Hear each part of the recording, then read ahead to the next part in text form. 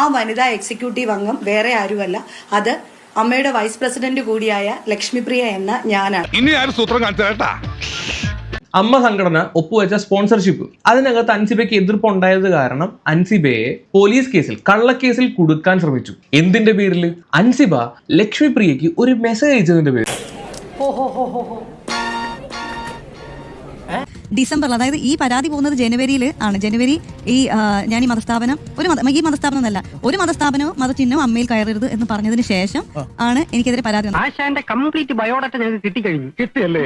ക്ഷമിക്കണം, ഉപദ്രവിക്കരുത്, ജീവിതമാണ്. പക്ഷെ അതിന്റെ ഒരു മാസം മുന്നേ ഞാൻ ഈ വനിതാ എക്സിക്യൂട്ടീവ് മെമ്പർക്ക് ഒരു അയച്ച മെസ്സേജ് ഉണ്ട്. ആ മെസ്സേജിൽ ഞാൻ ചോദിച്ചിരിക്കുന്നത് ദുബായ് പോയപ്പോൾ എന്തെങ്കിലും ഫോട്ടോ എടുത്തിട്ടുണ്ടായിരുന്നു, അതിന്റെ ഒരു ഫ്രണ്ട് കണ്ടു. ഈ ഒരു മെസ്സേജ് കാരണം ഇതിനാണോ പരാതി കൊടുത്തേക്കുന്നത്? വല്ല കാര്യമുണ്ടോ? എന്തിനാണ് ഇങ്ങനെ ഇല്ലാന്ന് നടക്കണേ? സീരിയസ്ലി ദുബായ് പോയപ്പോ ഫോട്ടോ എടുത്തപ്പോ എന്റെ ഫ്രണ്ട് കണ്ടു. അതിപ്പോ എന്താണ് ഇത്? ഈ മെസ്സേജ് കാരണം ഇവരുടെ കുടുംബം എങ്ങനെയാണ് തകരുന്നത്?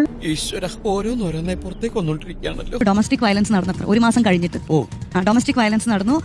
അവർക്ക് മുറിവുകളുണ്ട്, പാടുകളുണ്ട് എന്നൊക്കെ പറഞ്ഞിട്ട് അവരുടെ ഭർത്താവും അവരും തമ്മിൽ ഡൊമസ്റ്റിക് വയലൻസ് ഈ മെസ്സേജ് കണ്ടിട്ട് പോയി ചത്തുടടാ.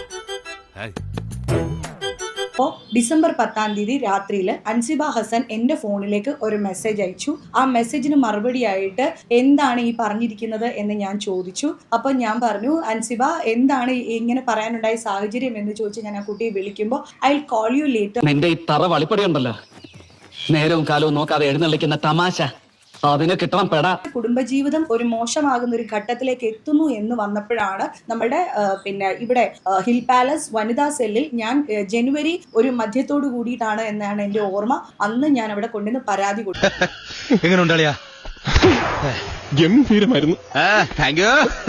പരാതി കൊടുക്കുന്നത് അതിൽ ഈ പറയുന്ന മതമോ വർഗീയതയോ ക്ഷേത്രത്തിന്റെ സ്പോൺസർഷിപ്പോ ആയിട്ടുള്ള യാതൊരു കാര്യങ്ങളും ഞാൻ പറഞ്ഞിട്ടില്ല.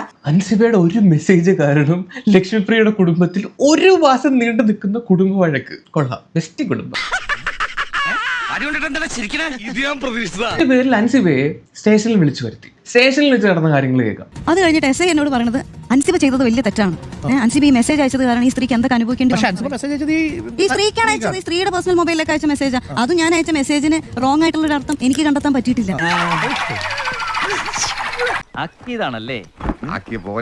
3 മണിക്കൂർ അവിടെ ഇരുത്തി ഹരാസ് ചെയ്തു. നീന കുറുപ്പ് ചേച്ചിയെ പണ്ട് ഒരു മെമ്പർ അശ്ലീല വാക്കുകളും തെറി വിളിക്കുന്നതും പ്രാക്കിടുന്നതും ഒക്കെ ആയിട്ടുള്ള ഒരു ഓഡിയോ എല്ലാവരും കേട്ടിട്ടുണ്ടാവും. ഇതുപോലത്തെ സാധനം ഈ ഇതുപോലത്തെ വാക്കുകളാണ് ഈ എക്സിക്യൂട്ടീവ് മെമ്പർ എസ് ഐയുടെ മുന്നിൽ നിന്നിട്ട് എന്നെ പറയുന്നത്.